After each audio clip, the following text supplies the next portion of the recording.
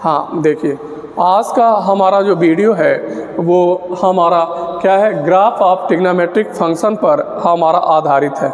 पिछले वीडियो में आपने क्या देखा था, आपने ट्रिग्नोमेट्रिक फंक्शन के बारे में देखा था, पीरियोडिसिटी के बारे में देखा था, डोमेन और रेंज ऑफ ट्रिग्नोमेट्रिक फंक्शन के बारे में देखा था। लेकिन एक बेसिक और बुनियादी समझ के लिए क्या होता है, हमें ग्राफ को समझ लेना पड़ेगा। मैंने यहाँ टेबल बना रखा है ताकि समय हमारा बचे और ग्राफ भी बना रखा है। तो क्या होगा कि हम लोग समझने का एक एक करके प्रयास करेंगे, ठीक है। तो देखने की हम शुरुआत करते हैं। देखिए, मैंने बताया कि हमारा क्या है, पहला ग्राफ हमारा जो है वो साइन फंक्शन का होगा, ठीक है। हम साइन फंक्शन का ग्राफ अगर हम बनाते हैं, जैसे एक्स वाई प्लेन पर ग्राफ बनाते हैं, तो इस ग्राफ में हम क्या रिप्रेजेंट करते हैं। हमने आपको बताया था कि जो साइन थीटा होता है अथवा ट्रिग्नोमेट्रिक फंक्शन साइन एक्स होता है, मैंने बताया यह डिफाइन होता है, माने sine x can be defined for all the real value of x. मैंने बताया था साइन एक्स क्या होता है, एक्स की किसी भी वैल्यू पर डिफाइंड होता है। मैंने आपको बताया था कि एक्स की कोई भी वैल्यू होती है, अल्टीमेटली जो साइन की वैल्यू हमारी आती है वो कहाँ आती है, मैंने बताया था आपकी +1 से -1 के बीच में हमारी आती है। आई बात समझ में। तो मैंने बताया पहली बात कि हमारा साइन एक्स का जो डोमेन है वो डोमेन हमारा क्या है। मैंने बताया कि sine x can be defined for all the real value of x. X कुछ भी रखें, सभी के लिए डिफाइंड हमारा हो सकता है। आई बात समझ में। और मैंने बताया अगर हम डोमेन रखते हैं तो वाई की वैल्यू क्या आती है। जैसे फॉर द एग्जाम्पल, अगर एक्स की जगह हम π/2 रखते हैं, π/3 रखते हैं, π/6 रखते हैं, तो हमारी वाई की वैल्यू क्या होती है, वो करस्पॉन्डिंग हमारी रेंज होती है। तो मैंने बताया कि जब साइन एक्स वाई बराबर हमारा साइन एक्स अगर हम लिखे हुए हैं, तो इसका ग्राफ बनाने का मतलब है हम ये एक्स एक्सिस पे एक्स की वैल्यू को डिनोट करेंगे और हमारा रिलेटिवली जो y की वैल्यू आएगी इसको y एक्सिस पे डिनोट करेंगे। और फिर हम फ्री हैंड ड्राइंग के द्वारा क्या करेंगे, हम सारे पॉइंट को मिला देंगे और हमारा साइन जो है वो क्या होगा, साइन हमारा ग्राफ जो है वो प्राप्त होगा। देखिए, मैंने टेबल लिखा है, आपको मैंने पहले भी बताया था और पढ़ाया था। क्या हुआ, साइन 0 की वैल्यू क्या होती है, साइन 0 की वैल्यू 0 होती है। साइन की वैल्यू हमारी क्या होती है, 0 से लेके और 90 तक, दैट मीन्स π/2 तक हमारा बढ़ती है और 0 से लेके हमारी 1 तक हमारी हो जाती है, ठीक है। मैंने बताया साइन 0 की वैल्यू 0 होती है, साइन π/6। π/6 को आप बेटर तरीके से समझ सकें, मैंने 30 डिग्री ऊपर लिख दिया है। π/6 मैंने 30 डिग्री। मैंने बताया इसकी वैल्यू कितनी होती है, 1/2। और 1/2 को हमें नंबर लाइन पे रिप्रेजेंट करना है, इसलिए 1/2 की वैल्यू मैंने = 0.5 लिख रखी है। ये बात आपको समझ में आ रही है। मैंने बताया कि अगर हम x की जगह क्या करते हैं, π/3 रखते हैं। π/3 का मतलब क्या होता है, 60 डिग्री होता है। मैंने बताया इसकी वैल्यू √3/2 होती है, ये बात हम जानते हैं। और मैंने बताया √3/2 को हम सिंप्लीफाई करेंगे, दैट मीन्स √3 की वैल्यू हम रखेंगे 1.73 और अपन 2 हम करेंगे तो क्या होता है, मैंने बताया 0.87 आता है। तो नंबर लाइन पर हम इसकी जगह इसी को रिप्रेजेंट करेंगे, तो इसको सॉल्व करके वैल्यू मैंने लिख दिया है, कोई नई बात हमारी नहीं है। मैंने बताया π/2 की वैल्यू कितनी होती है, π/2 की वैल्यू हमारी 1 होती है। मैंने बताया 2π/3 है, तो 2π/3 120 कहा जाता है। 120 की वैल्यू कितनी होती है, √3/2। कैसे निकालते हैं, मैंने बताया था हमारा साइन क्या होता है, हमारा 120 को 90 + 30 लिख सकते हैं, अथवा हम π/2 और +30 लिख सकते हैं। आई बात समझ में। और मैंने बताया ये किसके बराबर होता है, cos 30, और cos 30 की वैल्यू हमारी √3/2 होती है। तो यहाँ मैंने लिख रखा है कि हमारा 2π/3 120 की वैल्यू कितनी होती है, √3/2 होती है। मैंने सॉल्व करके 0.87 लिख दिया है। आई बात समझ में।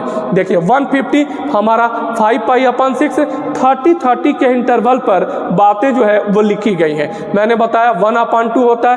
क्यों 1/2 होता है, देखिए 150 को हम क्या लिख सकते हैं, हम लिख सकते हैं 90 + 60 लिख सकते हैं। तो साइन हमारा क्या हो जाएगा 90 + 60 बराबर cos हमारा 60 होगा। आई बात समझ में, वैल्यू 1/2 हो जाएगी cos 60 की, और उसकी जगह हमने 0.5 लिख दिया है, क्योंकि 1/2 को हम रिप्रेजेंट नहीं कर पाएंगे, 0.5 को इजीली हम क्या करेंगे रिप्रेजेंट कर सकते हैं। पाई की वैल्यू हमारी कितनी होती है, मैंने बताया 0 होती है। जब हमारा ये घूम के यहाँ आ जाता है तो यहाँ हमारा साइन की वैल्यू हमारी 0 हो जाती है।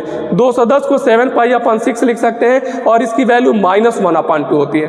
क्यों होती है, क्योंकि देखिए 220 है, 220 को हम क्या लिख सकते हैं, क्या लिख सकते हैं 180, पाई प्लस हम 30 लिख सकते हैं बेटा, या हम पाई प्लस हम π/6 लिख सकते हैं, ठीक है। और मैंने बताया इसकी वैल्यू अगर हम साइन में निकालेंगे तो sin/6 ही होगी, दैट मीन्स यहाँ कॉस नहीं होगा, और π/6 30 की वैल्यू हमारा क्या हो जाएगी 1/2 होगी। लेकिन ये तीसरे क्वाड्रेंट में है, थर्ड क्वाड्रेंट में है, और थर्ड क्वाड्रेंट में साइन हमारा क्या होता है, हमारा माइनस होता है।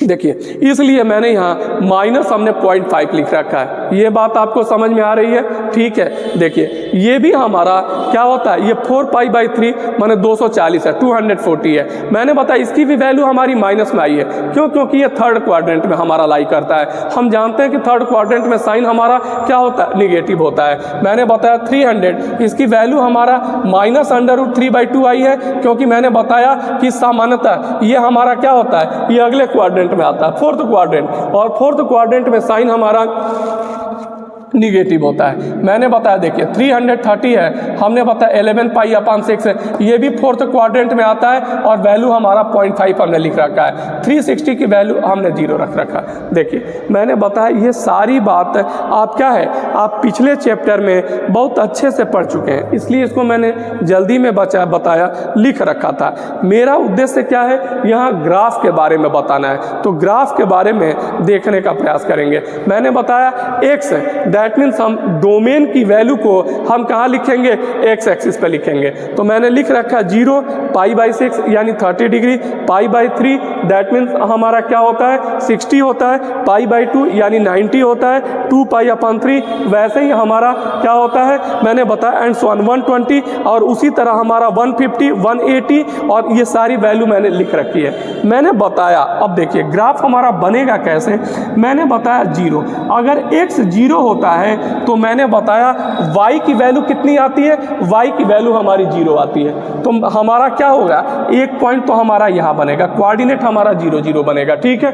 देखिए मैंने बताया अगर x की वैल्यू हमारा π/6 आती है, तो मैंने बताया वैल्यू कितनी y की आ जाती है, 0.5 आ जाती है, 1/2 अथवा 0.5। मैंने देखिए ये वैल्यू मैंने लिख रखी है, x एक्सिस पर π/6 और y एक्सिस पर वैल्यू कितनी आई, हमारी 0.5 आई। तो इसको हमने क्या कर दिया, यहाँ एक पॉइंट हमने जो है वो बना दिया। देखिए अगला फिर मैंने बताया π/3 होती है तो वैल्यू 0.87, 0.87 की वैल्यू कितनी आएगी, 1 और 0.5 के बीच में आएगी, तो दैट मीन्स 87 हमारा लमसम यहाँ आएगा। तो मैंने बताया एक वैल्यू मैंने बना रखी है, मैंने π/3 की वैल्यू माने x की जगह अगर हम π/3 रखते हैं तो हमारा करस्पॉन्डिंग y की वैल्यू कितनी आती है, 0.87 आती है। मैंने बताया x की जगह अगर हम क्या रखते हैं, π/2 रखते हैं, तो हम जानते हैं π/2 की वैल्यू कितनी होती है, हमारी 1 होती है। तो π/2 के लिए हमने क्या कर रखा है, π/2 की वैल्यू के लिए मैंने यह पॉइंट बना रखा है। मैंने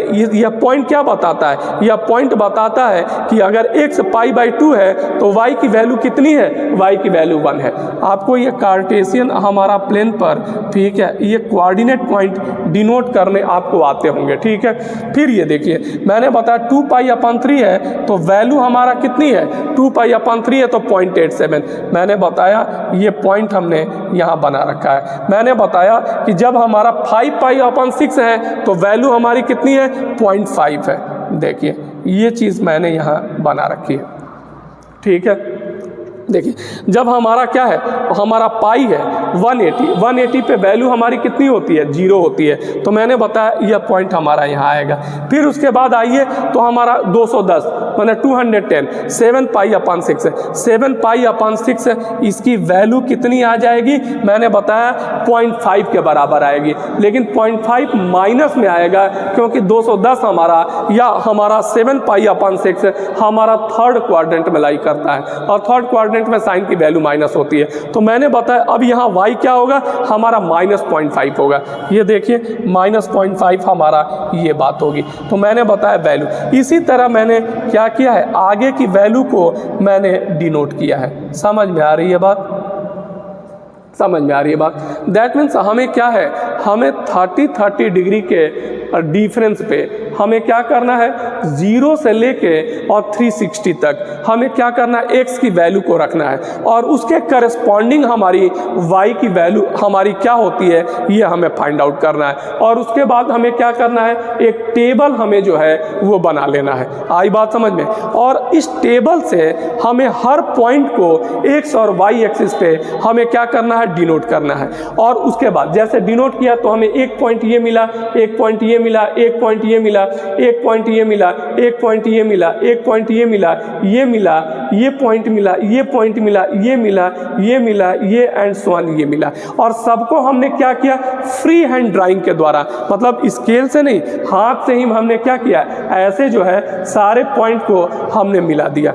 आई बात समझ में। तो मैंने बताया कि हमें एक कर्व प्राप्त होता है। क्या हमें प्राप्त होता है, हमें एक कर्व प्राप्त होता है और इस टाइप के कर्व को हम क्या बोलते हैं, साइन वेव बोलते हैं। क्या बोलते हैं, मैंने बताया यह जो कर्व है इसको हम साइन हमारा वेव बोलते हैं। क्या बोलते हैं, साइन वेव। ये कर्व देखने से 2-3 बातें क्लियर है। साइन की वैल्यू हमारी 0 से कहाँ तक जाती है, बढ़ती है, और कहाँ तक बढ़ती है, हमारी 1 तक आती है। आई बात समझ में। और उसके बाद फिर वैल्यू हमारी डिक्रीज होकर फिर 0 पर जाती है। उसके बाद फिर वैल्यू हमारा -1 तक जाती है और फिर वैल्यू हमारा क्या होता है, 0 तक आती है। मैंने बताया कि अगर हम आगे रखते जाएंगे वैल्यू तो एक बात हम जानते हैं कि साइन जो होता है वो क्या होता है, उसका पीरियड हमारा 2 पाई होता है। तो अगर 0 से और 2 पाई तक हम ग्राफ बना दिए तो अगला भी ग्राफ हमारा क्या होगा, ऐसे ही हमारा ग्राफ हमारा बनता जाएगा। तो मेरे कहने का मतलब क्या है, अगर हम 0 से 2 पाई तक हम ग्राफ बना देते हैं तो आगे हमें बनाने की जरूरत नहीं होती है, ठीक है, क्योंकि आगे वाला ग्राफ हमारा क्या होगा, इसी तरह रिपीट करता जाएगा, क्योंकि इनमें पीरियोडिसिटी पाई जाती है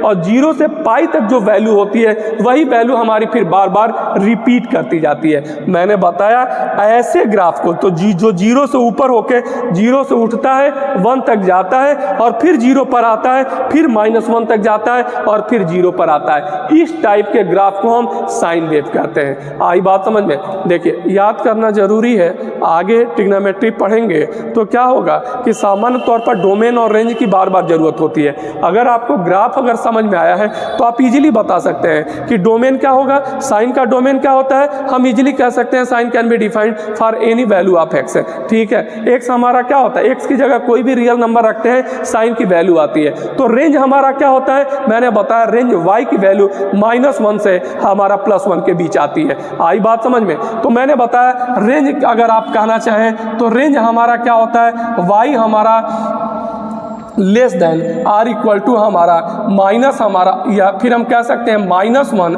हमारा less than or equal to y less than or equal to 1।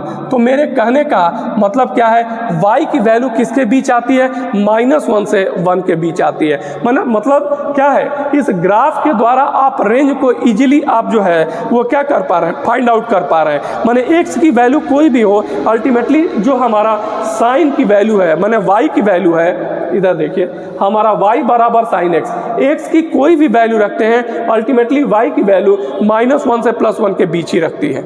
आई बात समझ में। तो दो बातें याद रखनी है जो पहले भी आप पढ़ चुके हैं, और वो दो बातें क्या हैं? पहली बात ये है sine can be defined for all real value of x.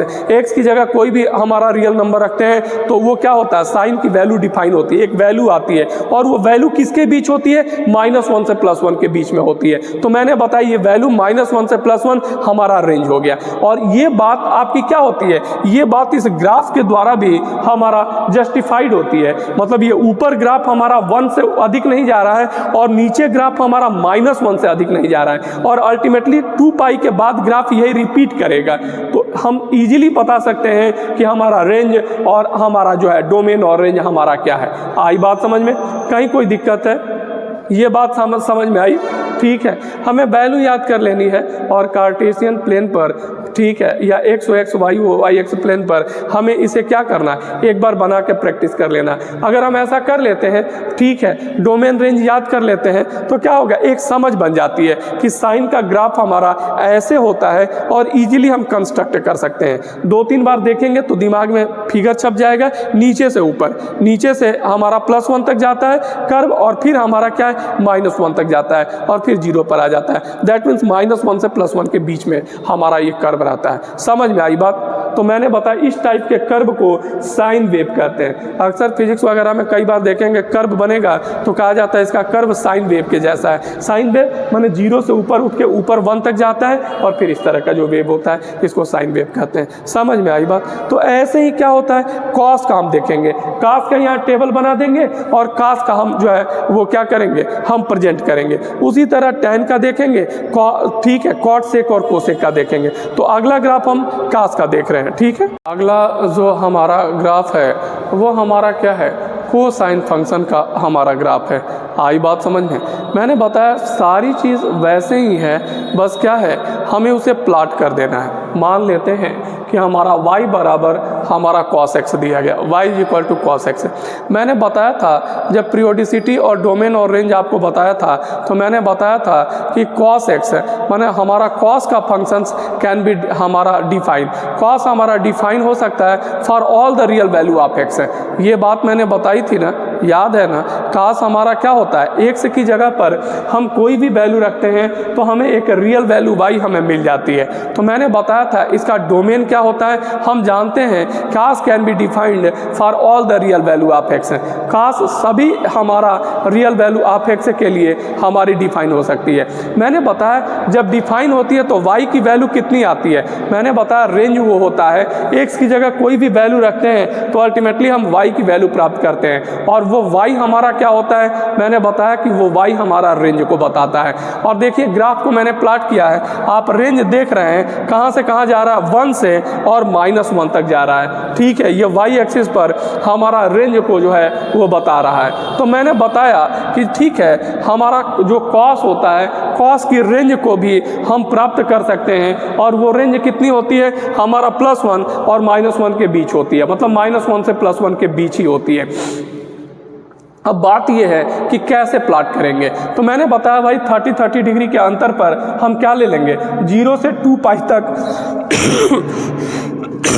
हम चीज़ों को ले लेते हैं, माने x की वैल्यू ले लेते हैं। ऐसा क्यों करते हैं, मैंने बताया कि जो cos की पीरियोडिसिटी होती है वो हमारा क्या होता है, 2π होती है, माने 2π के बाद फिर वैल्यू रिपीट करती है। आई बात समझ में? तो मैंने बताया अगर हम ग्राफ को कंस्ट्रक्ट कर देते हैं 0 से 2π तक, तो जो ग्राफ हमारा बनेगा वही ग्राफ फिर आगे बनेगा। तो आगे बनाने की जरूरत नहीं, we have to construct the graph from 0 to 2π because the periodicity of the cos function is equal to हमारा 2π। आई बात समझ में? मैंने बताया इसका फंक्शन हमारा कितना होता है, इसकी पीरियोडिसिटी कितनी होती है, 0 से हमारी 2π होती है। तो मैंने बताया इसलिए हम क्या करते हैं, मैंने बताया 2π तक हम ग्राफ बनाते हैं।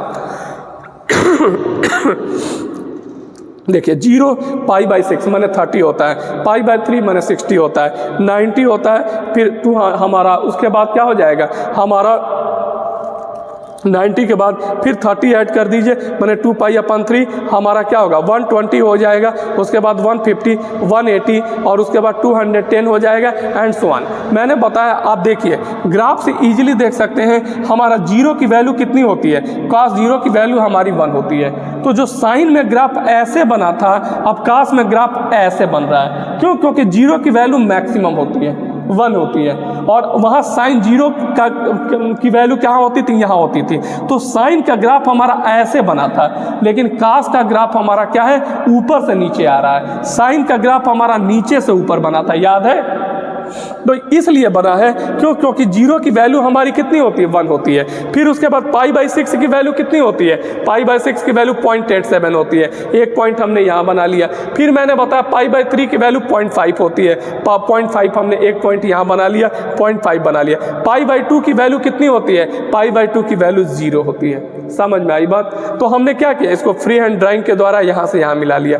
अब देखिए उसके बाद हमारा क्या हो गया, 120 की वैल्यू कितनी होती है, तो आप निकाल सकते हैं। जैसे कास हमारा 120 की वैल्यू निकालना है तो 120 को 90 और प्लस 30 लिख सकते हैं। तो ये हमारा कॉस, ये बराबर साइन 30 बराबर 1/2 हो जाएगा, हमारा 1/2 होगा। लेकिन हमारा सेकंड क्वाड्रेंट में क्या होता है, ये निगेटिव होता है कॉस। आई बात समझ में? तो मैंने बताया वैल्यू कितनी हो जाएगी, -1/2 हो जाएगी, मैंने 0.5 हमारा अब क्या होगा, ये नीचे हमारा आएगा। समझ में आ रही है बात? उसी तरह देखिए, उसी तरह अगली वैल्यू हमारा क्या होगा, 5π/6 वैल्यू हमारा ये सेकंड क्वाड्रेंट में होगा, तो कास की वैल्यू निगेटिव होगी, 0.87 आएगा। तो मैंने 0.87 लगभग यहाँ पॉइंट हमने बना रखा है। आई बात समझ में? उसी तरह आप देखेंगे 180 पर आते हैं तो वैल्यू हमारी कितनी हो जाती है, हमारी -1 हो जाती है। समझ में आ रही है बात? तो मैंने क्या किया, इस पॉइंट को भी फ्री हैंड ड्राइंग के द्वारा हमने क्या कर दिया, मिला दिया। ठीक है, इसके बाद फिर आगे देखते हैं तो हमारा क्या होगा, 210 होगा या 7π/6 है। अब 210 की वैल्यू कैसे निकालेंगे, काश हमारा 210 होगा।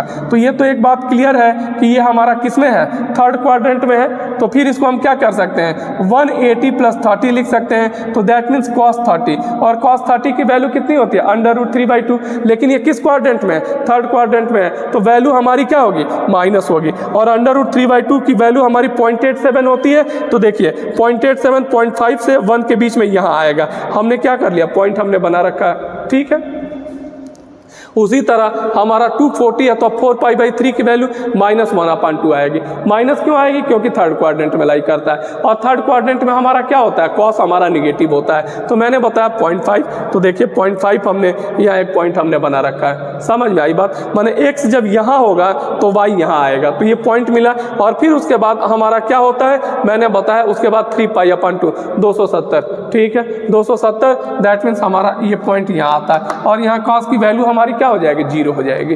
तो मैंने बताया ये 0 एक पॉइंट मिल गया। अब इसके बाद फोर्थ क्वाड्रेंट में कास की वैल्यू पॉजिटिव होती है, तो फिर वाई हमारा ऊपर आता जाएगा। आई बात समझ में? तो जैसे 270 के बाद 300 है, तो 300 की वैल्यू हमारी कितनी आएगी, हमने देखा -1 हमारा कितना आया है, मैंने बताया कि 1/2। लेकिन ये हमारा क्या आएगा, ये हमारा प्लस आएगा। क्यों प्लस आएगा, मैंने बताया क्योंकि ये हमारा फोर्थ क्वाड्रेंट में है, तो हमारा वैल्यू प्लस आएगी। तो मैंने यहाँ हमने पॉइंट रख दिया, मैंने 300 का पॉइंट हमारा कहाँ पर गया, 0.5 पर गया। ये बात समझ में आ रही? 330 ये भी फोर्थ क्वाड्रेंट में जाएगा, और इसकी वैल्यू 0.87 होती है, मैंने ऊपर लिखा है ये 0.87 हमारा ये पॉइंट। 360 की वैल्यू हमारी 1 आती है, तो हमने क्या किया, 2π की जगह हमने 1 लिखा, और ये वैल्यू हमारी 1 के करस्पॉन्डिंग हमारी वैल्यू है। समझ में आ रही बात? देखिए मैंने बताया ऐसा ग्राफ जो हमारा 1 से शुरू होता है और कहाँ तक जाता है, -1 तक जाता है। ठीक है, साइन वाला ग्राफ 0 से शुरू हुआ था और 1 तक गया था, फिर वो 0 पर आता है और -1 तक गया था, तो वो साइन वेव था। इसको हम क्या बोलते हैं, कॉस वेव अथवा कोसाइन वेव बोलते हैं। समझने में कहीं कोई दिक्कत है? बस एक बात आपको पता होनी चाहिए कि एक टेबल हम क्या करते हैं, एक टेबल कंस्ट्रक्ट कर लिए। टेबल कैसे कंस्ट्रक्ट करना है? 30 डिग्री के डिफरेंस पे कंस्ट्रक्ट कर लेना है। जैसे 0, 30, 60, 90, उसके बाद हमारा क्या 120, 150, 180, 210, हमारा 240, 200, हमारा 70, 300, 330 एंड 360। ठीक है, उसकी वैल्यू नीचे लिख लेनी है। और x की वैल्यू रखते हैं तो y की करस्पॉन्डिंग वैल्यू हमारी क्या आती है, तो कोऑर्डिनेट पॉइंट मिल जाएगा और उन सारे पॉइंट को हम x एक्सिस पर और y एक्सिस पे हम मार्क कर देंगे और फ्री हैंड ड्राइंग के द्वारा हम क्या कर देंगे, उसको मिला देंगे। ठीक है, आगे बनाने की जरूरत नहीं है। क्यों नहीं जरूरत है? क्योंकि मैंने बताया पीरियोडिसिटी कॉस की कितनी होती है, पीरियोडिसिटी हमारी जो है वो हमारा 2 पाई होती है, मैंने 2 पाई के बाद वैल्यू रिपीट करती है। आगे फिर बनाएंगे तो ऐसे ही ग्राफ बनेगा। इसमें एक चीज देख रहे हैं कि ग्राफ हमारा 1 से शुरू हो रहा है, ठीक है, और साइन में 0 से शुरू होता था। क्यों? क्योंकि साइन 0 की वैल्यू 0 होती थी और यहाँ cos 0 की वैल्यू हमारी 1 होती है। तो मैंने बताया कि इस टाइप का जो ग्राफ होता है इसको कोसाइन वेव अथवा कॉस वेव कहते हैं। और इससे भी एक बात क्लियर है कि कॉस में रेंज कहाँ से कहाँ तक है, -1 से 1 के बीच में है। और एक्स हमारा क्या है, मैंने बताया ऑल रियल नंबर है। ठीक है, तो हम इजीली कह सकते हैं कि cos can be defined for all real value of x and हमारा range will be between -1 to हमारा 1। आई बात समझ में? y की वैल्यू क्या होगी, -1 से 1 के बीच होगी। क्लियर है? कहीं कोई बात दिक्कत वाली बात है? सारी बात समझ में आ रही है? देखिए, बस इसमें याद तो इतना ही करना होता है कि रेंज इसका कितना है, डोमेन क्या है, रेंज क्या है। लेकिन जरा ग्राफ हम देख लेते हैं तो क्या हो जाता है, हमें यह पता चल जाता है कि यह किस रियल नंबर पर डिफाइन होता है, किस पे नहीं होता है। और डिफाइन होता है तो उसकी रेंज कहाँ से कहाँ तक होती है। तो ग्राफ दिमाग में बैठा होता है तो क्या होता है, आगे ट्रिग्नोमेट्री की समझ हमारी और बेहतर होती जाती है। ठीक है, कॉन्फिडेंस हमें आता जाता है। अगला देखेंगे tan। अभी हम लोग जो है वो क्या देखेंगे, हमारा tan का देखेंगे ग्राफ। हमारा फंक्शन, हमारा ट्रिग्नोमेट्रिक फंक्शन होता है, आप tan x है, इसका ग्राफ मैंने बना रखा है। थोड़ी सी बातें समझ लेंगे, जैसे साइन के बारे में समझा, कॉस के बारे में, उसी तरह tan के बारे में। तो tan के बारे में क्या है, पीरियोडिसिटी के बारे में मैंने पिछली ही वो लेक्चर में मैंने चर्चा किया था कि जो tan होता है उसका पीरियड क्या होता है, वो 2 पाई नहीं होता है बल्कि पाई होता है। पीरियड पाई होता है, इसका क्या मतलब, इसका मतलब होता है इसकी वैल्यू पाई के बाद ही रिपीट करने लगती है। तो मैंने बताया कि साइन और कास की तरह इसे हमें 2 पाई तक नहीं बनाना है, इसे हमें 0 से पाई तक ही बनाना है और उसको फ्री हैंड ड्राइंग के द्वारा कर्व को हमें कंप्लीट कर देना है और बाकी फिर उसी तरह फर्दर हमारे बनेंगे। लेकिन थोड़ी बहुत टेक्निकलिटी इसमें आती है, ठीक है, वो देखने का हम प्रयास करेंगे। बहुत सिंपल है, उसी तरह है। ठीक है, देखिए मैंने बताया कि मान लेते हैं कि हमारा क्या है, एक फंक्शन दिया गया है y बराबर हमारा tan x। जरा याद करने का प्रयास करिए कि tan हमारा क्या होता है, trigonometric function of tan x is defined for all the real value of x except odd multiple of π/2। आपको याद है ऑड मल्टीपल ऑफ π/2 माने π/2, उसके बाद 3π/2 एंड 5π/2 पर ये डिफाइन नहीं होता था। मैंने आपको बताया था, यहाँ देखिए tan x बराबर साइन अपन हमारा क्या होता है, cos x होता है। मैंने बताया अगर ये cos x की वैल्यू हमारी 0 आ जाती है तो मैंने बताया tan x हमारा डिफाइन नहीं होता है। आई बात समझ में? और cos x 0 कब होता है, जब मैंने बताया x की जगह पर या तो π/2 हो या 3π/2 हो या 5π/2 हो, 7π/2 हो एंड सो ऑन। कहने का मेरा मतलब क्या है, मैंने बार बार बताया है, कई बार बताया है कि when x is equal to हमारा क्या है π/2, 3π/2, 5π/2 and so on, that means odd multiple of π/2, then the हमारा tan फंक्शन हमारा नॉट डिफाइन। आई बात समझ में? तो मैंने बताया कि यहाँ देखिए, यहाँ ग्राफ हमारा कंटिन्यू नहीं होगा, ग्राफ हमारा टूटेगा। कहाँ टूटेगा? मैंने बताया π/2 पर टूटेगा, 3π/2 पर टूटेगा। तो ये ग्राफ हमारा खंड में बनेगा, माने हमारे पार्ट में हम इसको बनाने का प्रयास करेंगे, क्योंकि ये ग्राफ हमारा टूट जाएगा। कहाँ पे टूटेगा? π/2 पर टूटेगा, हमारा 3π/2 पर टूटेगा। क्यों? क्योंकि मैंने बताया यहाँ ये डिफाइन नहीं होता है। समझ में आ रही है बात? बस अगर इतनी बात समझ में आ रही है तो हो जाएगा। यहाँ देखिए, यहाँ कोऑर्डिनेट एक्सिस मैंने बनाया है, हमारा x है, O है और हमारा x डैश है, तथा y है वो है और y डैश है। ये हमारा क्या हो गया, ये मैंने बताया कि कोऑर्डिनेट एक्सिस हमारा यहाँ बना हुआ है। समझ में आई बात। अब देखिए हम जरा tan की वैल्यू देख लेते हैं और कैसे कैसे x की वैल्यू रख रहे हैं तो कैसे कैसे y की वैल्यू हमारी आती है, और इस आधार पर हमारा ग्राफ बनेगा। ठीक है, देखिए मैंने आपको बता रखा है पिछले ही हमारा चैप्टर में कि जब tan 0 होता है तो हमारा y क्या होता है, tan 0 की वैल्यू 0 होती है। मैंने बताया 30 की बात करते हैं तो 1/√3 होता है। 1/√3 को डेसिमल नोटेशन में लिखेंगे तो हमारा 0.58 होता है। आई बात समझ में। मैंने बताया π/4 दैट मीन्स 45। tan 45 की वैल्यू हमारी कितनी होती है, हमारी 1 होती है। मैंने बताया tan 60 अथवा π/3 की वैल्यू √3 होती है। और √3 को अगर हम क्या करें डेसिमल नोटेशन में हम जानते हैं 1.7271 होता है, 1.73 इसको हम लिख सकते हैं। ठीक है, मैंने बताया देखिए यहाँ 90 डिग्री पे हमारा tan डिफाइन नहीं होता है, तो हमने क्या कर दिया 90 - 0 दैट मीन्स π/2 - 0। π/2 - 0 कहने का हमारा क्या मतलब होता है, π/2 - 0 तो दैट मीन्स x की वैल्यू हमारा क्या है टेंस टू 90 है, 90 नहीं है वो टेंस टू 90 है, माने x की वैल्यू एकदम 90 के करीब है, 89.999 ऐसे समझिए। आई बात समझ में। तो मैंने बताया π/2 - 0 होता है, तो मैंने बताया ये फर्स्ट क्वाड्रेंट में आएगा। किस में आएगा, π/2 - 0 फर्स्ट क्वाड्रेंट में। अब फर्स्ट क्वाड्रेंट में tan हमारा क्या होगा, पॉजिटिव होगा। अब जरा यहाँ देखने का प्रयास करेंगे। ठीक है, मैंने बताया क्या बताया कि tan x = हमारा क्या होता है sin x है अपन cos x है। मैंने बताया कि अगर 90 के करीब है तो sin 90 क्या होता है, मैंने बताया ये टेंस टू 1 हो जाएगा, 1 के करीब होगा क्योंकि sin की वैल्यू 0 से 90 तक, 0 से 90 तक हमारा 0 से 1 तक बढ़ती है ना, 0 से 90 तक जाते हैं तो मैंने बताया ये 90 पर साइन की वैल्यू 1 होती है, लेकिन हमारा टेंस टू 90 है, माने ये 90 के करीब है तो वैल्यू लमसम हमारी 1 होगी।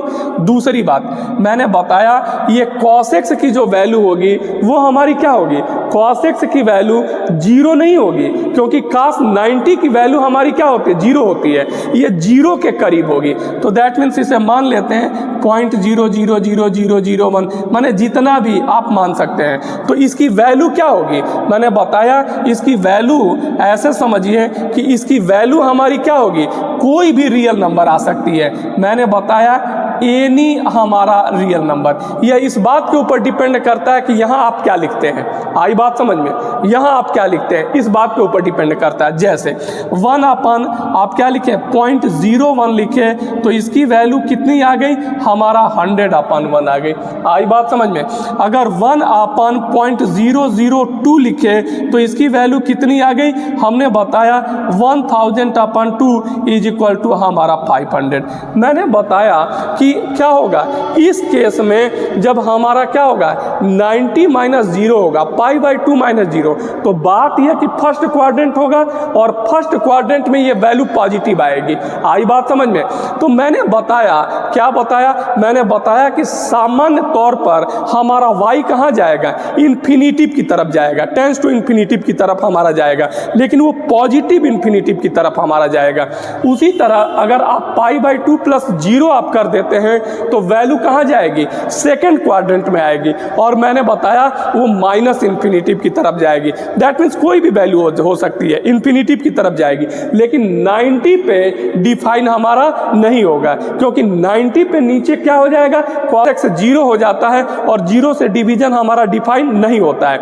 लेकिन मैंने बताया 90 - 0 ये प्लस इन्फिनिटिव की तरफ जाएगा, और मैंने बताया 90 + 0 हमारा क्या होगा, मैंने बताया माइनस इन्फिनिटिव की तरफ जाएगा क्योंकि ये सेकंड क्वाड्रेंट में पड़ेगा, और सेकंड क्वाड्रेंट में हमारा क्या होता है tan हमारा निगेटिव होता है। ये बात आपको समझ में आ रही है। देखिए उसके बाद 122π/3 मैंने बताया इसकी वैल्यू कितनी होती है, -√3। ठीक है, -√3 क्यों होगी, क्योंकि आप जानते हैं कि हमारा tan हमारा 120 को आप क्या लिख सकते हैं 10 90 और प्लस 30 आप लिख सकते हैं, ये बराबर कॉट हमारा 30 होगा और बराबर 1/10 होगा, बराबर 1/1/√3 होगा इज इक्वल टू √3 और √3 की वैल्यू 1 पॉइंट हमारी क्या होती है 73 होती है, लेकिन ये हमारा क्या है सेकंड क्वाड्रेंट में होगा और इसलिए हमारा -√3 इज इक्वल टू -1.73 लिखा गया है। ये बात समझ में आ रही है। ठीक उसी तरह से हम देखेंगे हमारा 3π/4 माने 10 90 प्लस 45 और 45 की वैल्यू हमारी 1 होती है। मैंने बताया कि ये क्या होगा, ये हमारा सेकंड क्वाड्रेंट में होगा और इसलिए इसको क्या मैंने लिखा है -1 लिखा है। ये बात समझ में आ रही है। और फिर उसी तरह 150 मतलब 90 प्लस 60 मतलब हमारा cot 60 1/√3 लेकिन -√3 होगा। आई बात समझ में, क्योंकि सेकंड क्वाड्रेंट में और -1/√3 की वैल्यू माइनस हमारा 0.58 होगा। तो बस दो बातें आपको इसमें याद करनी है और वो बात क्या याद करनी है कि 1/√3 होता है तो वैल्यू हमारा क्या होता है डेसिमल प्रेजेंटेशन 0.58 होता है और √3 की वैल्यू 1.73 होता है। तो फिर क्या होगा, एक दो बार प्रयास करेंगे तो टेबल आपको याद हो जाएगा और इसी टेबल की सहायता से हमें क्या करना है, हमें tan का कर्व हमें बनाना है। समझ में आ रही है बात? देखिए जरा देखते हैं। मैंने बताया इधर देखिए, मैंने बताया कर्व बनाने के लिए हमें देखना पड़ेगा, ठीक है, दो चीज़ ध्यान देखना पड़ेगा। माने हमारा क्या है 90 पर तो डिफाइन नहीं होता है। आई बात समझ में? ठीक है, जरा देखने का प्रयास करेंगे। देखिए मैंने जो कोऑर्डिनेट एक्सिस बनाया है x डैश बनाया है तथा y और y डैश बनाया है। देखिए tan 0 पर वैल्यू क्या होती है 0 होती है, तो एक पॉइंट हमें ये मिल गया, ठीक है, ये पॉइंट हमें मिल गया तो ये पॉइंट हुआ। दूसरा हम क्या जानते हैं कि हमारा 45, देखिए वैल्यू हमारा क्या हो रही है, वैल्यू हमारी ये देखिए वैल्यू हमारी ये कंटिन्यू बढ़ रही है लेकिन 90 पे डिफाइन हमारी नहीं हो रही है।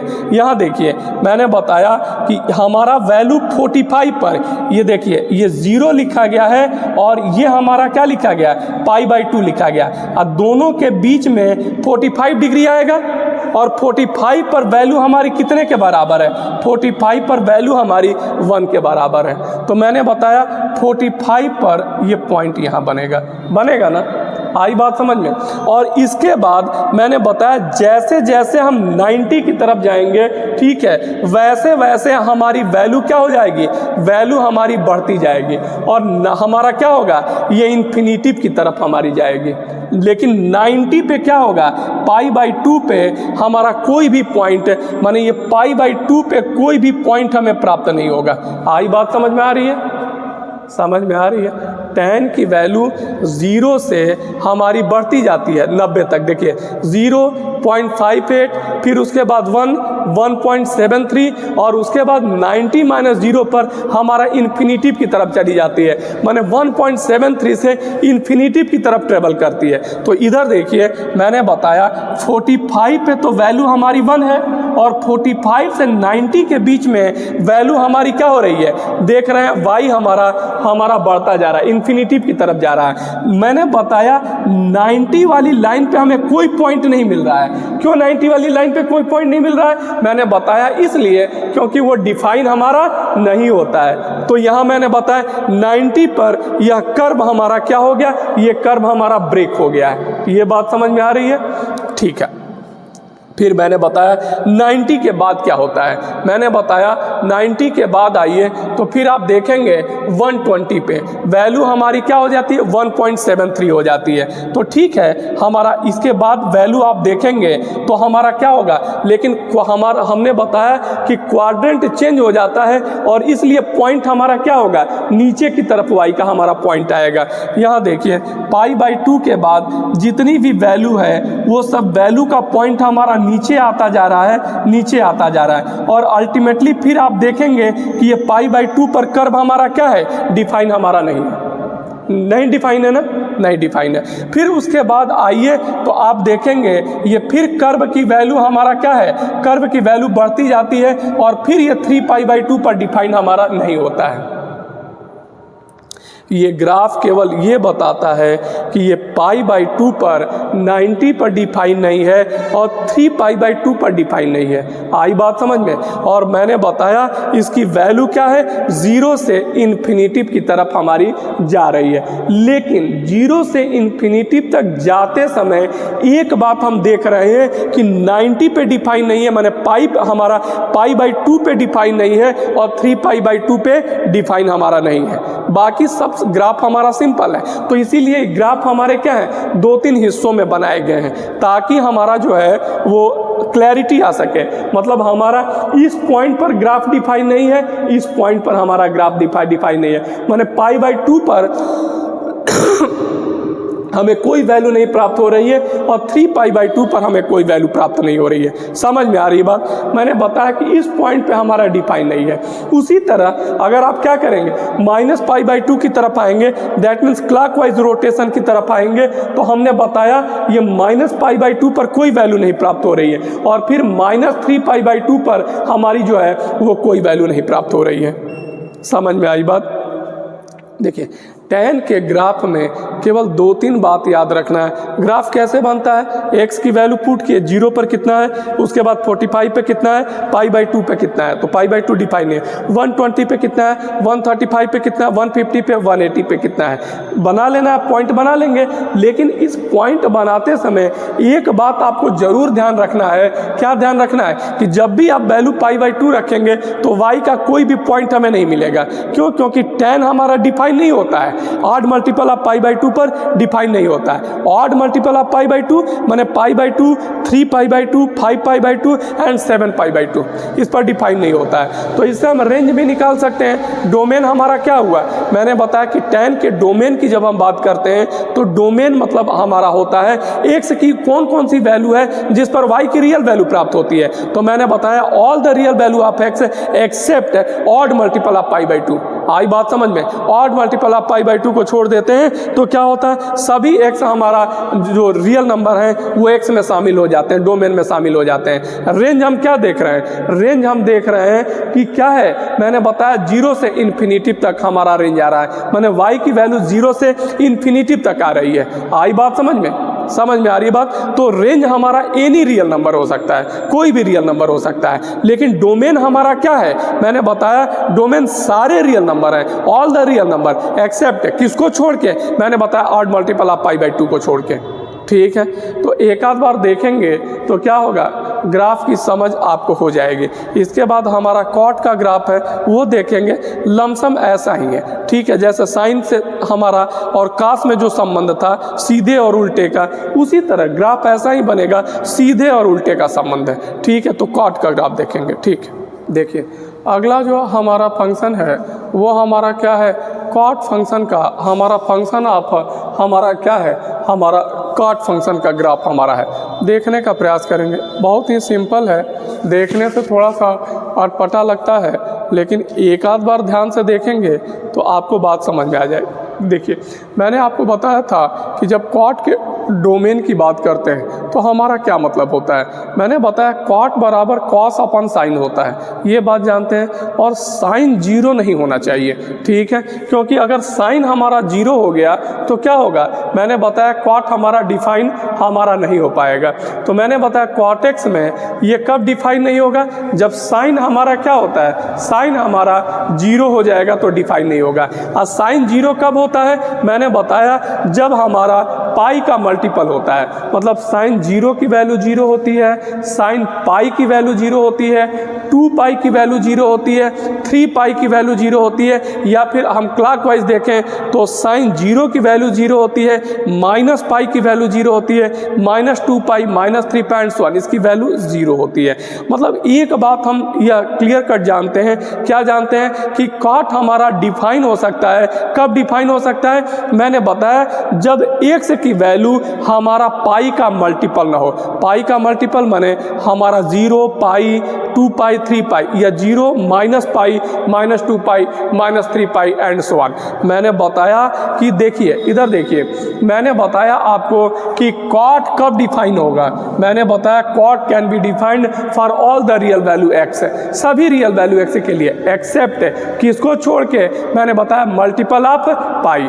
मतलब जब एक्स की वैल्यू हमारा 0, पाई, माइनस 2 पाई या 2 पाई, 3 पाई होगा तो ये कॉट डिफाइन नहीं होगा, क्योंकि इस वैल्यू पर साइन एक्स हमारा 0 हो जाएगा और डिनोमिनेटर 0 हो गया तो हमारा क्या होगा, वैल्यू डिफाइंड नहीं होगी। तो सबसे पहली बात मान लेते हैं कि y बराबर कॉट एक्स है। First we find what will be the domain of cot x. Now we can say, हम कह सकते हैं, क्या कह सकते हैं, cot can be defined for all real value of x.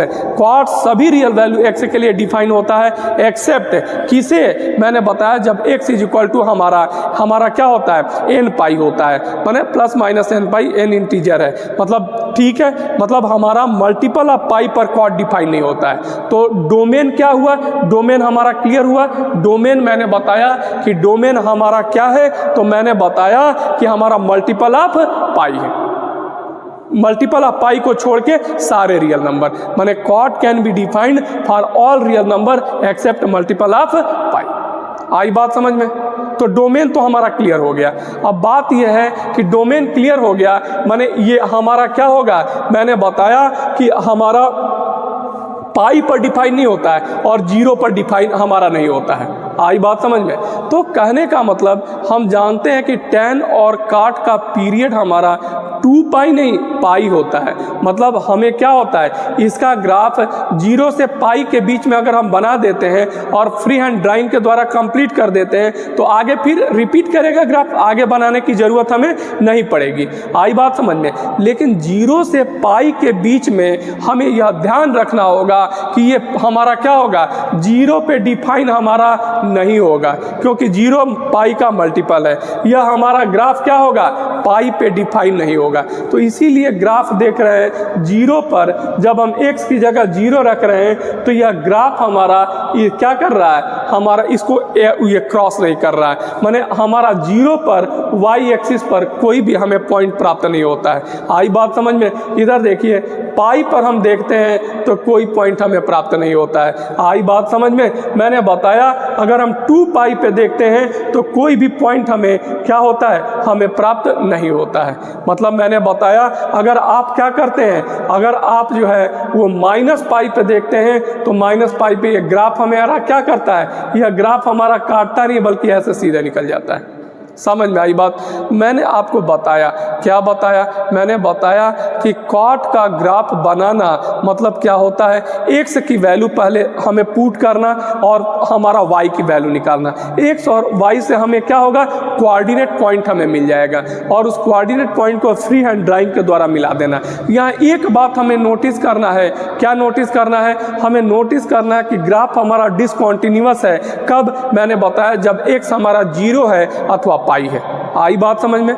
0 और पाई पर हमारा ग्राफ क्या है, डिसकंटिन्यूअस है। अब जरा वैल्यू देखें, ये वैल्यू हमारी क्या है, इन्फिनिटी से 90 तक ये वैल्यू क्या है, मैंने बताया ये वैल्यू हमारी घटती जाती है और 0 तक आती है। आई बात समझ में? तो देखिए जरा 0 पर वैल्यू देखेंगे, मैंने बताया इधर देखिए cot x is equal to क्या होता है, cos x अपन sin x है। मैंने बताया जब 0 तो cos 0 की वैल्यू तो 1 हो जाती है, 1 हो जाती है। और मैंने बताया हमारा क्या हो जाता है, साइन 0 की वैल्यू लगभग हमारा 0 के हमारी 0 होती है। लेकिन यहाँ 0 नहीं लेना है, 0 प्लस 0 लेना है, माने 0 से थोड़ा सा ज़्यादा वैल्यू लेना है। तो 0 से थोड़ा सा ज़्यादा वैल्यू लेते हैं तो हमारा क्या होता है, मैंने बताया cos टेंस टू 1 हो जाता है, लमसम 1 हो जाता है और ये लमसम 0 हो जाता है। और डिफाइन करते हैं तो वैल्यू हमारा इन्फिनिटी तक जाती है। आई बात समझ में। तो मैंने बताया 0 + 0 पर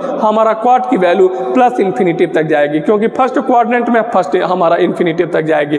उसके बाद π/6 की वैल्यू हमारी कितनी होती है, √3 1.73। देखिए इन्फिनिटिव से वैल्यू घट के कितनी आ रही है, हमारा 1.73। और फिर हमारा 45 पे वैल्यू कितनी आ रही है, फिर घट रही है, 1 हो रही है। और फिर देखिए π/3 60 पे वैल्यू 0.58 आ रही है और 90 पे वैल्यू 0 आ जा रही है। आई बात समझ में। इधर देखिए ग्राफ मैंने बताया हमारा 0 + 0 पर ये क्या है, इन्फिनिटिव जाता है। और फिर उसके बाद इन्फिनिटिव से वैल्यू घटती हुई आ रही है और वैल्यू कहाँ आ जाती है, π/2 90 पर ये 0 आ जाती है। आई बात समझ में। और फिर 90 से हम अधिक जाते हैं तो क्या होता है, सेकेंड क्वाड्रेंट में ये वैल्यू हमारा निगेटिव हो जाती है और फिर ये वैल्यू हमारा बढ़ती है और फिर बढ़ते बढ़ते हमारी कहाँ जाती है, आगे जाती है। देखिए मैंने बताया फिर वैल्यू हमारी क्या हुई, मैंने बताया माइनस हमारा क्या है 0.58, उससे हमारा क्या हुई, कम हुई, फिर -1 हुई, उससे कम हुई, फिर -1.73 हुई और फिर माइनस हमारा इन्फिनिटिव तक गई। आई बात समझ में। तो देखिए मैंने बताया ये बढ़ना माने घटना, माइनस वाला नंबर बड़ा हो रहा है डिजिट माने वो घट रहा है। मैंने बताया ये माइनस इन्फिनिटिव तक जा रही है। लेकिन इसमें एक बात क्लियर है कि हमारा 0 पर ये डिफाइन नहीं है और दूसरी बात हमने बताया ये पाई पर डिफाइन नहीं है। और इसी तरह आप देख रहे हैं कि 2π पर भी ये हमारा क्या हो रही है, 2π पर हमारा डिफाइन नहीं है। आई बात समझ में। माइनस वाला भी उसी तरह किया गया है। मैंने बताया देखिए ये -π पर डिफाइन नहीं है, ठीक है। और उसके बाद मैंने बताया ये 0 पर हमारा डिफाइन नहीं है। मतलब जब x की जगह 0 रखते हैं, -π रखते हैं, +π रखते हैं अथवा 2π रखते हैं अथवा -2π रखते हैं तो हमें y का कोई पॉइंट नहीं मिलता है। मतलब यह ग्राफ हमारा जब हम बनाते हैं 0 से π के बीच में, ठीक है, तो हम क्या देखते हैं, 0 से π इसका पीरियड है तो 0 से π तक तो हमें पॉइंट मिलेंगे, ठीक है, लेकिन 0 पर नहीं मिलेगा और पाई पर नहीं मिलेगा। मतलब मेरे कहने का मतलब क्या है, 0 और पाई पे क्वाड हमारा डिफाइन नहीं होता है और इसलिए इसे अलग अलग ग्राफ हमें जो है बनाना पड़ा। तो कुछ नहीं, एक आध बार देख लेंगे, 2-3 बात आप याद कर लेंगे क्वाड में। पहली बात हमारा क्वाड कब डिफाइन होता है, मैंने बताया क्वाड हमारा फंक्शन होता है defined for all the real value of x except odd multiple of पाई।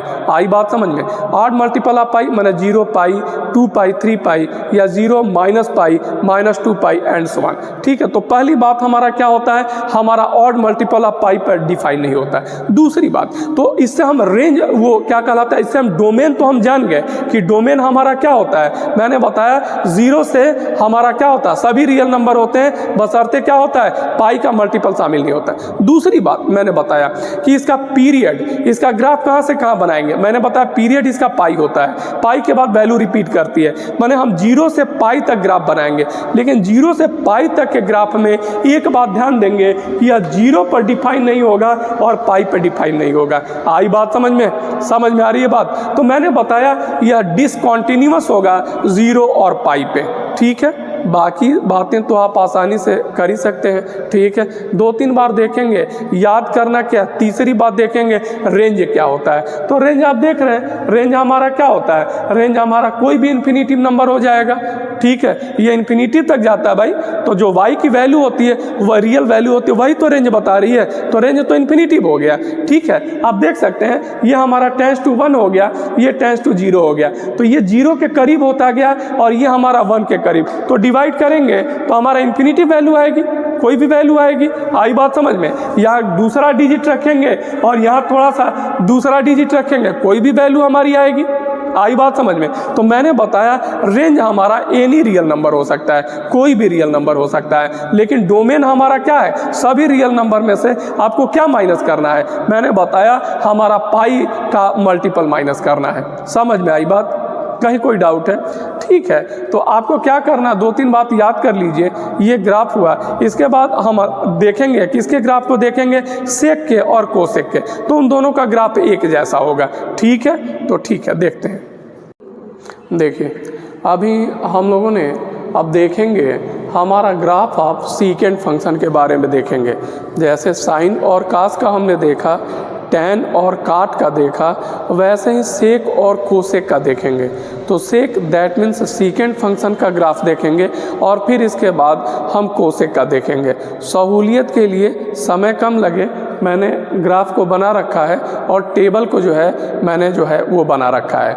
बात को समझने का प्रयास करेंगे। देखिए, मैंने बताया कि सबसे पहले हम मान लेते हैं, क्या मान लेंगे, लेट कर लेंगे y इज इक्वल टू हमारा सेक x, ठीक है। इसी का ग्राफ हमें प्लाट करना है। ग्राफ प्लाट करना है मतलब एक चीज़ हम जानते हैं कि जब हम सेक की बात करते हैं तो सेक की पीरियोडिसिटी दैट मीन्स इसका पीरियड हमारा 2 पाई होता है। इसका मतलब क्या है, इसका मतलब यह है कि हम अगर 0 से 2 पाई तक अगर हम ग्राफ बना देते हैं तो आगे हमें बनाने की ज़रूरत नहीं होती है। अगला ग्राफ फिर क्या होगा, उसी तरह रिपीट हमारा करेगा। तो 0 से 2 पाई तक ग्राफ बनाएंगे और फ्री हैंड ड्राइंग के द्वारा हम उसे क्या करेंगे, सारे पॉइंट को हम मिला देंगे, ग्राफ हमारा कंप्लीट होगा। दूसरी बात है, 0 से 2 पाई के बीच में हम देखेंगे कि यह ग्राफ हमारा दैट मीन्स हमारा जो y बराबर सेक x है हमारा कब डिफाइन होता है और कब डिफाइन नहीं होता है। दैट मीन्स इसके डोमेन की चर्चा जो है वो हम करेंगे। देखिए, मैंने बताया सेक एक्स बराबर क्या होता है, sec x is equal to हमारा 1 अपन कॉस एक्स होता है। मैंने बताया अगर कॉस 0 होगा तो क्या होगा, सेक हमारा डिफाइन नहीं होगा। मैंने बताया कॉस 0 कब होता है, जब odd multiple of pi by 2 होता है, मतलब pi by 2, 3 pi by 2, 5 pi by 2 and so on. तो 0 से और अगर हम 2 पाई के बीच में देखेंगे तो इधर देखिए 0 से और 2 पाई के बीच में देखेंगे तो मैंने बताया हमारा पाई बाई 2 और हमारा क्या है 3 पाई बाई 2। इस पर ये ग्राफ हमारा डिफाइन नहीं होगा। ग्राफ डिफाइन नहीं होगा मतलब हम अगर पाई बाई 2 रखते हैं x की जगह और 3 पाई बाई 2 रखते हैं तो y की कोई वैल्यू हमें प्राप्त नहीं होगी। मतलब हमारा पाई बाई 2 पर और 3 पाई बाई 2 पर ये ग्राफ हमारा डिसकंटिन्यूअस होगा। आई बात समझ में, 2 बात क्लियर हो गई, ठीक है। देखिए, अब हमने वैल्यू रख के टेबल हमने बना रखा है। अगर सेक 0 की बात करते हैं तो सेक 0 की वैल्यू हमारी क्या होती है, हमारी 1 होती है, ठीक है। दूसरी बात हमने बताया पाई बाई 6 है, पाई बाई 6 की वैल्यू 2 अपन अंडर रूट 3 होती है और इसका डेसिमल एक्सप्रेशन 1.15 होता है, ठीक है। सेक 30 की वैल्यू निकालना समझ में आता है, 1 अपन कॉस 30 और कॉस 30 की वैल्यू अंडर रूट 3/2, तो सेक की वैल्यू रेसिप्रोकल हो जाएगा हमारा 2 अपन अंडर रूट 3। तो बस याद कर लेना इसको, 2 अपन अंडर रूट 3 को डेसिमल में हम कितना लिखेंगे, 1.15 लिखेंगे। क्लियर हो रहा है। देखिए, मैंने बताया पाई बाई 3 यानी 60 की वैल्यू कितनी होती है, 1 अपन 2 होती है कॉस में, तो सेक की वैल्यू क्या होगी, 2 हो जाएगी। तो मैंने बताया पाई बाई 3 की वैल्यू हमारा सेक की हमारी जो है वो 2 हो जाएगी। अब देखिए, मैंने बताया कि ये फंक्शन हमारा पाई बाई 2 पर डिफाइन नहीं होता है, 90 पर डिफाइन नहीं होता है। क्यों, क्योंकि मैंने बताया 1 अपन 0 हमारा नॉट डिफाइन होता है। देखिए, मैंने बताया 1 अपन कॉस एक्स होता है, 90 की वैल्यू हमारी 0 हो जाती है, तो 1 अपन 0 ये नॉट डिफाइन होता है। समझ में आ रही है बात। तो 90 पे नहीं डिफाइन होगा, यानी 90 के पहले माने हम कह सकते हैं कि 89.999 पर तो डिफाइन होगा ना, 89.99 पे डिफाइन होगा और 90.0001 पे तो डिफाइन होगा ना। 90 पे नहीं डिफाइन होगा, लेकिन 90 से जस्ट पहले डिफाइन होगा और 90 के जस्ट बाद हमारा डिफाइन हमारा होगा। देखिए, मैंने आपको बताने का प्रयास किया, क्या बताने का प्रयास किया कि जब हम कहते हैं 19 minus 0 that means pi minus 0 की बात करते हैं तो ये हमारा क्या होता है, ये फर्स्ट क्वाड्रेंट में होता है और इसकी वैल्यू पॉजिटिव ही होगी। लेकिन मैंने बताया ये वैल्यू कहाँ जाएगी, ये पॉजिटिव इन्फिनिटिव की तरफ जाएगी। कैसे जाएगी देखने का प्रयास करेंगे। मैंने बताया ये हमारा सेक बराबर क्या होता है, 1 अपन हमारा कॉस एक्स होता है। मैंने बताया 1 हो गया और कास 90 की वैल्यू हमारी क्या होती है, कास 90 की वैल्यू हमारी 0 होती है। लेकिन ये 90 नहीं है, बात समझिए, ये x 90 नहीं है बल्कि 90 के एकदम करीब है, टेंस टू 90 है, माने 89.99999 ये है। तो कहने का मतलब ये नीचे वाली वैल्यू एकदम जीरो के करीब होगी, जीरो नहीं होगी लेकिन मैंने बताया ये टेंस टू जीरो होगी। तो मैंने बताया इसकी वैल्यू बहुत ज़्यादा आएगी। तो ये हमारा क्या हो जाता है, हम कह सकते हैं कि ये हमारा पॉजिटिव इन्फिनिटिव की तरफ ये वैल्यू हमारी जो है वो हमारी जा रही है। ठीक है, देखिए उसी तरह 90 प्लस जीरो, देखिए जब π/2 प्लस जीरो की बात करते हैं तो ये सेकंड क्वाड्रेंट में आएगा, और सेकंड क्वाड्रेंट में कॉस हमारा और सेक हमारा क्या होता है, मैंने बताया सेकंड में निगेटिव होता है। तो मैंने बताया उसी तरह ये हमारा 1/, क्या हो जाएगा, ये टेंस टू जीरो हो जाएगा। Tends to zero that means हमारा ये 1 है और ये एकदम जीरो के करीब है, तो डिवीज़न हमारा क्या होगा, इन्फिनिटिव तक हमारा जाएगा। आई बात समझ में। तो मैंने बताया ये हमने क्या लिख दिया है, माइनस इन्फिनिटिव लिख दिया है, इसलिए क्योंकि ये सेकंड हमारा जो है वो क्वाड्रेंट में है, और सेकंड क्वाड्रेंट में वैल्यू हमारी क्या होती है, निगेटिव होती है। ये ग्राफ समझ में आ रहा है। इसके बाद मैंने 2π/3 सेकंड क्वाड्रेंट में वैल्यू हमारा माइनस में होगा, -2 5π/6 150, ये सेकंड क्वाड्रेंट में वैल्यू हमारा माइनस में होगा, और मैंने वैल्यू लिख दिया 2π 180, और 180 की वैल्यू हमारी कितनी होती है, -1 होती है। उसके बाद हमारा जो है 210 210 अथवा 7π/6 है, ये थर्ड क्वाड्रेंट में आएगा, और थर्ड क्वाड्रेंट में वैल्यू माइनस में जाएगी, माइनस हमारा क्या हो जाएगा, हमारा 2/√3, और 2/√3 की वैल्यू -1 पॉइंट हमारा 15 हम जानते हैं। आई बात समझ में। ठीक है, हमने लिख दिया। उसके बाद देखिए 240 अथवा 4π/3 वैल्यू -2, क्योंकि ये भी हमारा थर्ड क्वाड्रेंट में है। अब जरा फिर यहाँ देखिए ध्यान से, मैंने बताया कि ये क्या होता है, π/2 पर डिफाइन नहीं होता है और 3π/2 पर डिफाइन नहीं होता है। मैंने बताया ये देखिए, ये हमारा क्या है, 3π/2 -0 है, और ये क्या है, 3π/2 + 0 है। इसका कहने का क्या मतलब, ये 270 नहीं है, 270 से थोड़ा सा कम है। कहने का मतलब क्या है, कहने का मतलब ये है कि ये थर्ड क्वाड्रेंट में ही है। तो थर्ड क्वाड्रेंट में मैंने बताया क्या होगा, थर्ड क्वाड्रेंट में वैल्यू कितने के बराबर आएगी, मैंने बताया ये माइनस हमारा इन्फिनिटिव की तरफ जाएगी, क्योंकि 270 पे तो डिफाइन नहीं होता है, लेकिन 270 के जस्ट पहले तो डिफाइन होगा ना, होगा ना।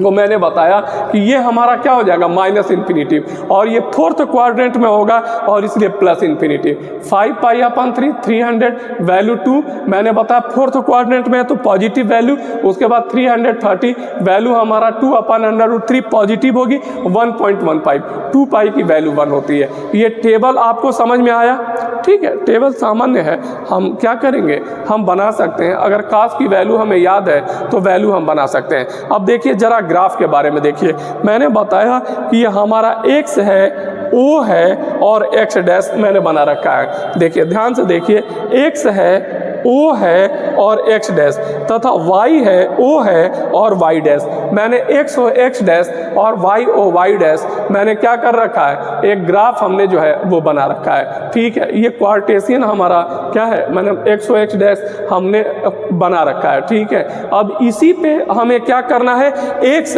और उसकी करस्पॉन्डिंग y की वैल्यू से जो पॉइंट बनेगा वो पॉइंट हमें क्या करना है, लोकेट करना है। जरा ध्यान दीजिए, 0 की वैल्यू कितनी होती है, मैंने बताया 0 की वैल्यू कितनी होती है, 1।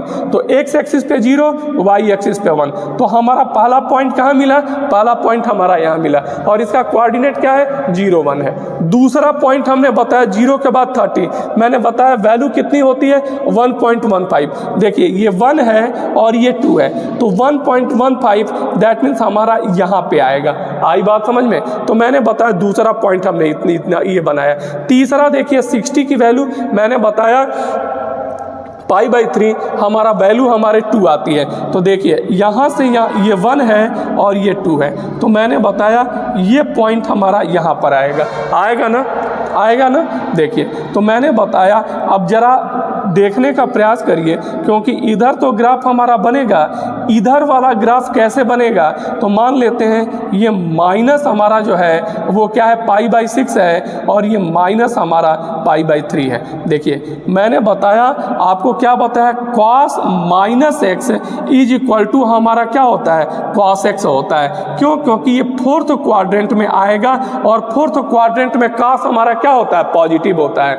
तो मैंने बताया cos हमारा क्या है, -π/6 बराबर cos π/6 है इज इक्वल टू क्या होगा, 1.15।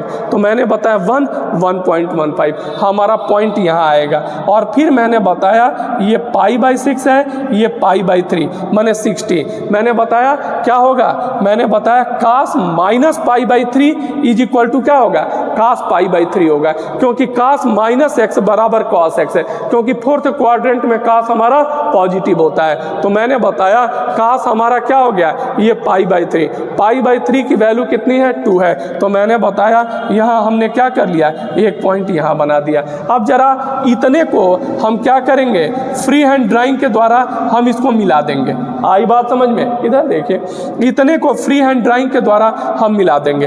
हम जानते हैं कि 90 पे वैल्यू डिफाइन नहीं होती है, π/2 पे वैल्यू हमारी डिफाइन नहीं होती है। तो देख रहे हैं यह ग्राफ क्या हो जाएगा, आगे जाके एकदम हमारा जो है इस लाइन के हमारा पैरेलल हो जाता है। यानी क्या होता है, अगर हम x की जगह π/2 रखते हैं तो y पे कोई वैल्यू हमारी प्राप्त नहीं होती है। तो π/2 पे ये ग्राफ क्या हो जाएगा, हमारा डिसकंटिन्यू हो जाएगा। दैट मीन्स π/2 को यह ग्राफ हमारा, यह कर्व हमारा नहीं काटेगा। समझ में आई बात? देखिए तो ये ग्राफ आपको समझ में आ गया, ठीक है। मैंने बताया, अब देखिए, अगर मैंने बताया आपको कि 0 से π/2 तक ग्राफ हमने इधर बना लिया और 0 से -π/2 हमने बना लिया, ताकि दोनों ग्राफ कंप्लीट रहे। अब देखिए π/2 के बाद हमारा क्या होता है, हमारा 120 होता है और उसके बाद हमारा क्या होता है, हमारा 130 के अंतराल पर बनाते हैं, 150 होता है, 180 होता है। जरा ध्यान देखेंगे 120 की वैल्यू कितनी होती है, तो जो 120 होता है वो सेकंड क्वाड्रेंट में आता है।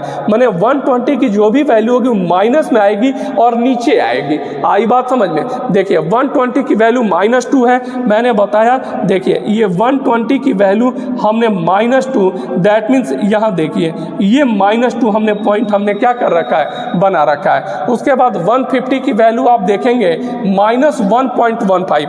देखिए -1 ये है और 1.15 यहाँ के आसपास आएगा। ये देखिए ये हमारा 1.15 आएगा और उसके बाद हमारा 180 की वैल्यू -1। देखिए -1 हमारा ये 180 की वैल्यू है। समझ में आ रही है बात? ठीक है।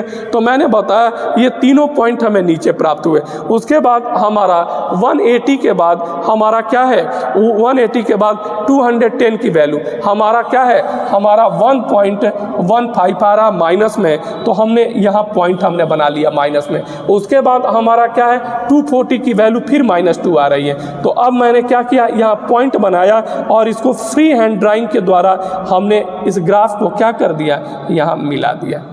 समझ में आई बात? तो ये हमारा कहाँ तक हो गया, मैंने बताया 240 तक। 240 के बाद 270 पर ये क्या हो जाएगा, मैंने बताया कोई पॉइंट नहीं मिलेगी और ये क्या होगा, y एक्सिस के ये पैरेलल हमारा ग्राफ हो जाएगा। दैट मीन्स मैंने बताया कि ऑड मल्टीपल ऑफ π/2 पे, माने π/2 पे और 3π/2 पे ये डिफाइन नहीं होता है। तो आई बात समझ में?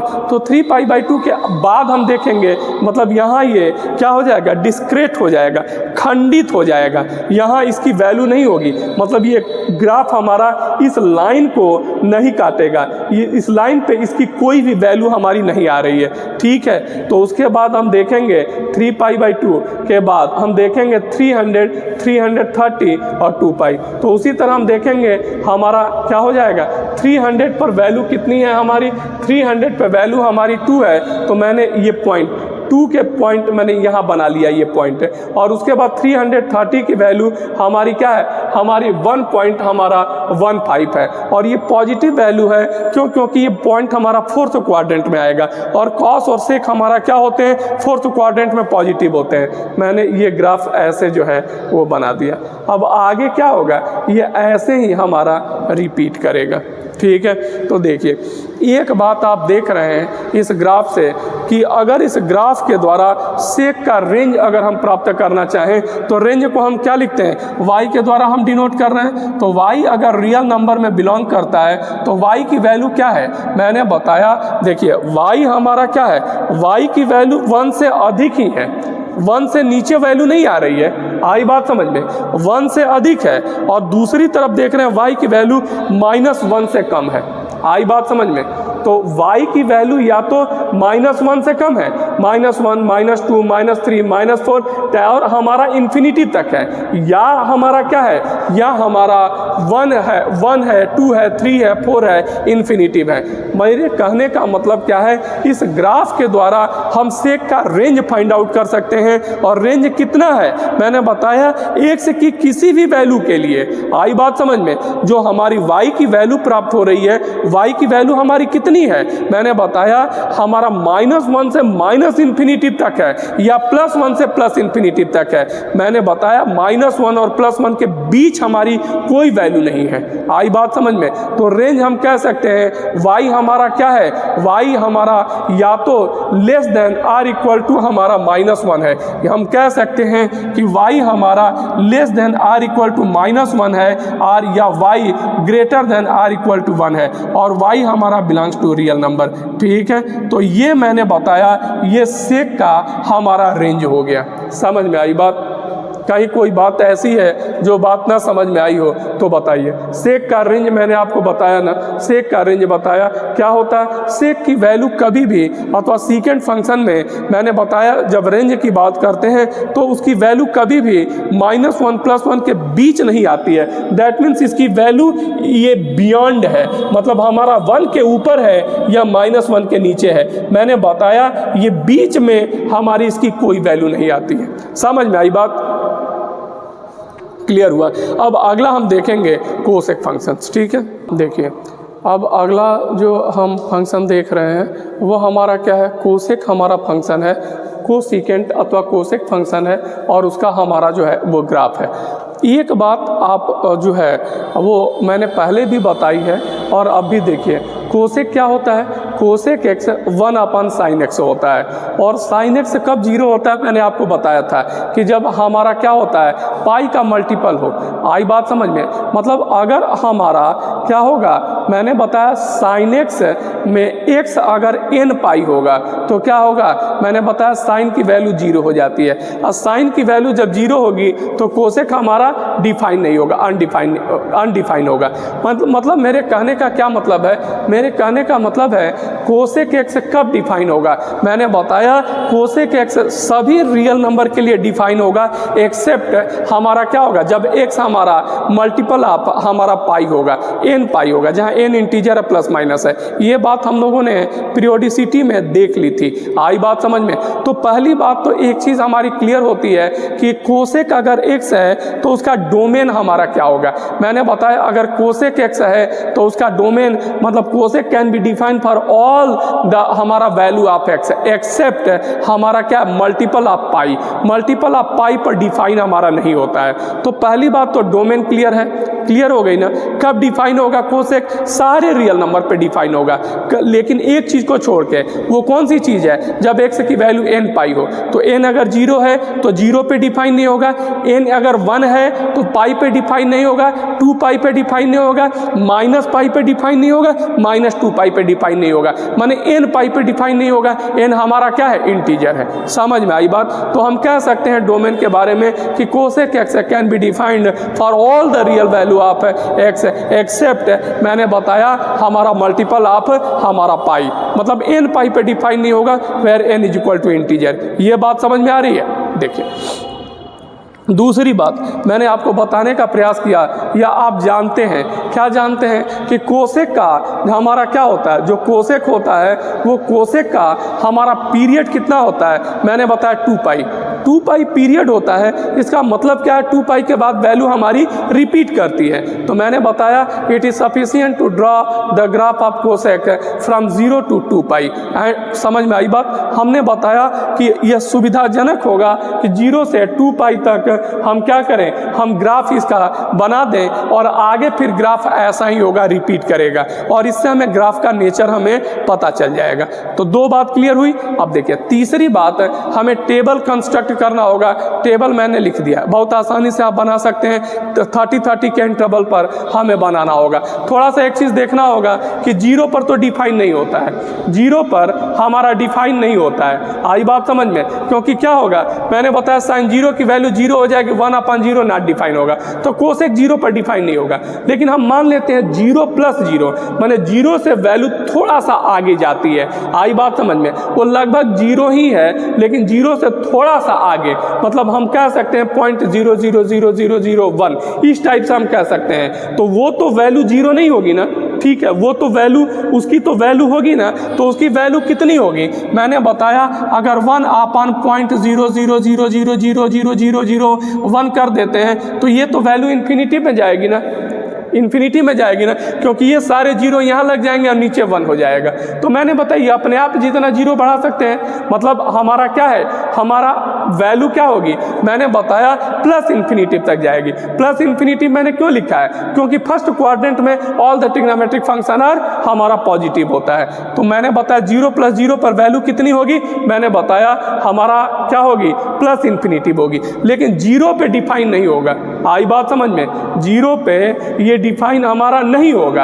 अब देखिए उसके बाद π/6 30 की वैल्यू हमारी क्या होती है, 2 होती है। π/3 की वैल्यू 2√3 होती है, 2/√3 ये इक्वल टू 1.15 होता है। मैंने बताया π/2 की वैल्यू हमारी 1 होती है, 120 की वैल्यू, 150 की वैल्यू ये हमने लिख रखी है, ठीक है। यहाँ देखिए π/2 - 0 और π/2 + 0, क्योंकि पाई पर हमारा सॉरी पाई -0 और पाई + 0, पाई पर ये डिफाइन नहीं होता है। तो पाई -0 माने 180 - 0 ये सेकंड क्वाड्रेंट में होगा। और सेकंड क्वाड्रेंट में वैल्यू क्या होती है, साइन की पॉजिटिव होती है, तो वैल्यू हमारी क्या होगी, प्लस इन्फिनिटी होगा। और π/2 + 0 ये क्या होगा, थर्ड क्वाड्रेंट में होगा, और थर्ड क्वाड्रेंट में साइन निगेटिव होगा। तो मैंने बताया यहाँ हमारी वैल्यू क्या होगी, -इन्फिनिटी होगी। समझ में आ रही है बात? ठीक है। यहाँ देखिए उसके बाद 210, 240, 270, 300, 330 एंड पर मैंने वैल्यू लिखा है। और यहाँ देखिए 360 मैंने बताया 360 ये 2 पाई है, तो 2 पाई पर वैल्यू डिफाइन नहीं होगी, तो 2 पाई -0 करेंगे। -0 माने 3 पाई से बहुत ही थोड़ा सा कम मामला है, ठीक है। तो मैंने बताया ये फोर्थ क्वाड्रेंट में वैल्यू -इन्फिनिटी होगी। अब देखें जरा ग्राफ देखने का प्रयास करेंगे।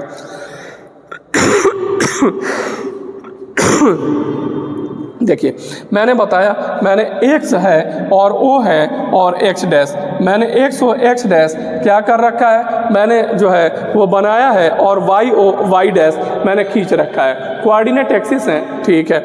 मैंने बताया कि देखिए 0 पर हमारी वैल्यू क्या होती है, डिफाइन नहीं होती है। तो मैंने बताया 0 पर यह ग्राफ हमारा क्या है, कि आप देख रहे हैं कि y एक्सिस को कहीं इंटरसेक्ट नहीं करेगा, क्योंकि 0 पर y की कोई वैल्यू ही नहीं मिलेगी। तो हमारा क्या होगा, जब हम कोऑर्डिनेट पॉइंट खोजेंगे x = 0 माने एब्सिसा, तो ऑर्डिनेट हमारा गायब है। आई बात समझ में? तो ऑर्डिनेट दैट मीन्स ये पॉइंट हमारा नहीं मिल सकता है। हम कार्टेशियन प्लेन पर इस पॉइंट को डिनोट नहीं कर सकते हैं, क्योंकि केवल एब्सिसा हमें प्राप्त है, ऑर्डिनेट की बात ही नहीं है। आई बात समझ में? 0 + 0 इन्फिनिटी जाता है। तो मैंने बताया 0 के जस्ट बगल में ये लाइन हमारी क्या हो जाती है, एकदम अनंत तक जाती है, इन्फिनिटी तक जाती है, इसके पैरेलल हो जाती है वाई एक्सिस के। उसके बाद देखिए 30 पर वैल्यू हमारी 2 है, तो मैंने बताया ये वैल्यू हमारी क्या है, ये वैल्यू हमारी 2 है, ठीक है। उसके बाद 60 पे हमारी वैल्यू क्या है, 60 पे वैल्यू 1.15 है, तो ये 1.15 का पॉइंट मिल गया। उसके बाद 90 पे वैल्यू हमारी क्या है, 90 पे वैल्यू 1 है, ये पॉइंट मिल गया। आई बात समझ में? उसके बाद हम देखेंगे 120 पे हमारी वैल्यू कितनी है, 1.15 है, और उसके बाद 150 पे वैल्यू हमारी क्या है, वो 2 है। तो मैंने अब बताया इसको फ्री हैंड ड्राइंग के द्वारा हमने सारे पॉइंट को मिला दिया, तो ये ग्राफ हमारा बन रहा है ना। और पाई पर तो हमारा ये डिफाइन होगा नहीं, तो पाई पे तो हमारा क्या होगा, वैल्यू हमारी कोई होगी नहीं, तो पाई वाली लाइन को माने वाई एक्सिस को यह ग्राफ कभी नहीं इंटरसेक्ट करेगा, और पाई के जस्ट पहले ये इन्फिनिटी तक जाएगा। मैंने बताया पाई के जस्ट पहले हमारा प्लस इन्फिनिटी की तरफ जाएगा। तो ये ग्राफ आपको कंप्लीट समझ में आ रहा है? कहीं कोई डाउट है? देखिए, इसके बाद आइए हमारा क्या है 210 पे 210 पे, तो हमने बताया ये वैल्यू, ठीक है 210 पे माने ये हमारा थर्ड क्वाड्रेंट में होगा। ये वैल्यू हमारी कितनी आ रही है, हमारी -2 आ रही है, तो ये हमारा पॉइंट ये -2 हुआ। उसके बाद आइए 240 पे वैल्यू 1.15 मान लेते हैं 1.15, ये हमारा जो है ये पॉइंट है। और उसके बाद हमारा क्या है 270 पे ये पॉइंट है। और उसके बाद हमारा 300 पे वैल्यू हमारी कितनी है 1.15 है, तो ये 1.15 ये पॉइंट, लेकिन सब माइनस में है। आई बात समझ में, क्योंकि थर्ड हमारे क्वाड्रेंट की बात हो रही है। उसके बाद आप देख सकते हैं, कहाँ पे देख सकते हैं 330 पे 330 पे हमारा वैल्यू -2 है। आई बात समझ में। फ्री हैंड ड्राइंग के द्वारा हम इस ग्राफ को क्या करेंगे, हम मिला देंगे। एक चीज़ हम देख रहे हैं कि हमारा क्या है मल्टीपल ऑफ पाई पर पाई है और 2 पाई है, इन दोनों पे ये ग्राफ इंटरसेक्ट नहीं कर रहा है, बल्कि क्या हो जा रहा है ये पैरेलल हो जा रहा है इस लाइन के। यानी क्या होता है पाई पर ये डिफाइन नहीं है, 2 पाई पर डिफाइन नहीं है, उसी तरह ये 0 पे डिफाइन नहीं है और -पाई पे डिफाइन नहीं है। मतलब हमारा क्या है मल्टीपल ऑफ पाई पे ये हमारा क्या है डिफाइन नहीं है। मतलब हमारा जब वैल्यू हमारा n पाई रखी जाती है x की जगह, तो y की कोई वैल्यू नहीं होती है। मतलब जब हमारा एब्सिसा हमारा n पाई होता है तो ऑर्डिनेट होता ही नहीं है। तो मैंने बताया यह ग्राफ हमारा यहाँ y एक्सिस को नहीं काटता है, माने -पाई 0 पाई और 2 पाई पर यह ग्राफ y एक्सिस को नहीं काटता है, क्योंकि वहाँ ऑर्डिनेट है ही नहीं है। आई बात समझ में। तो मैंने बताया इस तरह ये हमारा ग्राफ हमारा कंप्लीट होता है। इस ग्राफ से आप क्या निकाल सकते हैं, रेंज निकाल सकते हैं कोसेक का। आप देख रहे हैं कि पॉजिटिव वैल्यू ये 1 है, 1 के ऊपर ही है। जब आप ये 1 2 हमें क्या बता रहा है, 1 2 जो y एक्सिस है ये हमें रेंज के बारे में बता रहा है। y की वैल्यू हम देख रहे हैं, y की वैल्यू कभी y से 1 से नीचे नहीं आ रही है, 1 से ऊपर ही है। और यहाँ देख रहे हैं कि y की वैल्यू -1 से नीचे ही है, -1 से ऊपर नहीं जा रही है। मतलब मेरे कहने का मतलब क्या है, जैसे मैंने सेक में बताया कि y की वैल्यू कहाँ जाती है, y हमारा such that y belongs to हमारा रियल नंबर, तो y हमारा क्या है y less than or equal to हमारा -1 है और हमारा y greater than or equal to हमारा 1 है। ये हमारा क्या हो जाएगा, ये हमारा रेंज हो जाता है। समझ में आई बात। देखिए रेंज हमारा कहाँ है, मैंने बताया कि हमारा सारा नंबर है इन्फिनिटी तक, -इन्फिनिटी से +इन्फिनिटी तक सभी रेंज में शामिल हैं। आई बात समझ में। लेकिन -1 से +1 के बीच का नंबर, -1 भी शामिल है, +1 भी शामिल है, लेकिन -1 से +1 के बीच का नंबर ये जो फासला है ये रेंज में नहीं है। समझ में आई बात, समझ में आई बात, समझ में आया। देखिए मैंने बहुत आसान तरीके से क्या हुआ इन सारे ग्राफ के बारे में मैंने चर्चा किया, आपको बताया। एक बात आप ध्यान रखिए कि डायरेक्ट क्वेश्चन तो नहीं पूछे जाते हैं, लेकिन अभी और क्लास 12th में जब इन्वर्स ट्रिग्नोमेट्री आप पढ़ेंगे तो हमेशा इस ग्राफ की ज़रूरत आपको पड़ेगी, डोमेन और रेंज की ज़रूरत पड़ेगी। कब डिफाइन होता है कब डिफाइन नहीं होता है ये बताने की ज़रूरत होगी। तो अगर आपको ये ग्राफ अगर याद होते हैं, दिमाग में प्रिंट किया हुआ है डोमेन रेंज, तो ट्रिग्नोमेट्री की एक बेहतर समझ डेवलप होगी। और बिना इसके आप बहुत जो है क्लैरिटी के साथ चीज़ों को डिफाइन नहीं कर सकते हैं। आई बात समझ में। ये आप ग्राफ 2-3 बार देखेंगे तो आपको याद ही हो जाएगा, दिमाग पे प्रिंट हो जाएगा। सबका डोमेन और रेंज याद कर लेना है, बस इसका इम्पोर्टेंस यही है। आई बात समझ में। और इसका पीरियड देख लेना है, ठीक है, मैंने पीरियोडिसिटी देख लेनी है, कब ये रिपीट करता कितने के बाद, तो ठीक है 0 से 2 पाई करता है, 10 और काट में हमारा 0 से पाई के बाद रिपीट करता है, इतना याद कर लेना है। ठीक है, अब हम लोग क्या करेंगे, मेरा अगला वीडियो अगले चैप्टर पर आधारित होगा। धन्यवाद।